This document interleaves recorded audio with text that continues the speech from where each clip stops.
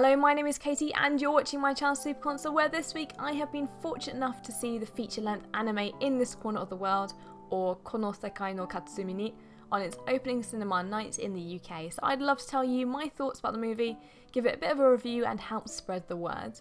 A quick bit on the movie's background. The source material is the award-winning manga by Fumio Kono, first published in 2006. Since its adaptation into an anime movie, it's been received with critical acclaim in Japan, winning numerous more awards, including the Hiroshima Peace Film Award. It's by the director Sunao Katabuchi, who was the writer and director for Princess Ariete in 2001, 2006's Black Lagoon, and My Miracle in 2009, and produced by Studio Mappa, who you should recognise recently for their work on the fantastic series Yuri on Ice. Set in 1930s and 40s Japan in a small town surrounding Hiroshima, In This Corner of the World feels more like a coming-of-age slice-of-life movie set against a backdrop of war, which truly comes into the forefront as the film nears its end.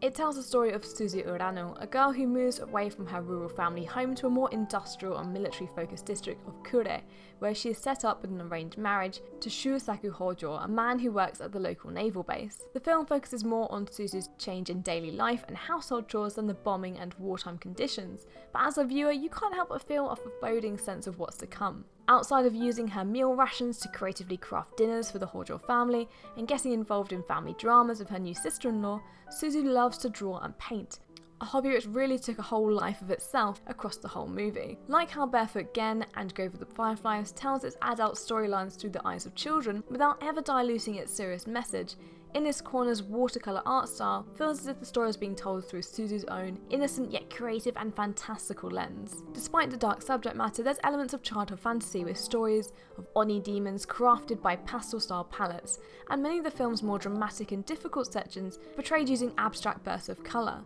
as if Suzu is using her art to separate herself from the harsh reality of what's truly taking place around her.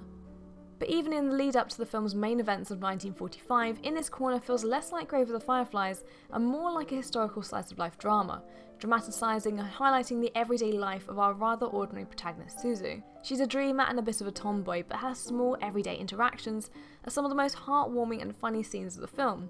Like when her grandma warns her to bring a new umbrella on her wedding night, and the beautiful bonds which slowly form between Suzu and Shusaku as the wartime struggles bring them closer together. But as the film progresses, the background references to war and hardships soon become more prominent until the daily raids take over and the inevitable takes place. Nevertheless, what really stood out to me was throughout the devastation, loss and suffering affecting Suzu and all the people of Hiroshima and its surrounding areas, was the tremendous strength and camaraderie of ordinary people affected by war.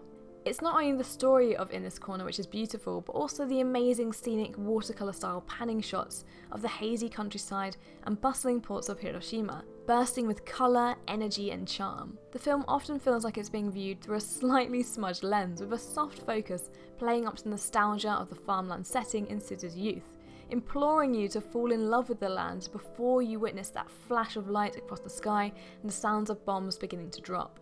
In This Corner of the World has a beautifully elegant soundtrack befitting its sad yet simultaneously uplifting tones. Kotoringo's Kanashi Kute Yari Kirenai and Migite no Uta are particularly powerful tracks, the kind which send shivers down your spine when set against the poignant backdrop of the movie. And overall, the film was well acted, apart from Suzu's childhood voice, which felt a little too adult for a girl of her age. In This Corner of the World definitely isn't as harrowing or downright upsetting as Grave of the Fireflies or Barefoot Gen.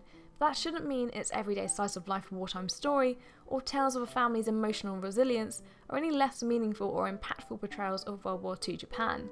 If you're looking for a beautiful anime with idyllic scenes of life in the countryside and are emotionally prepared for the film's inevitable closing moments, then don't miss out on the chance to watch it yourself, especially if it's airing at a cinema near you.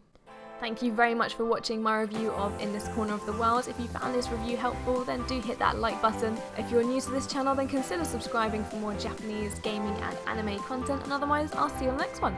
Bye!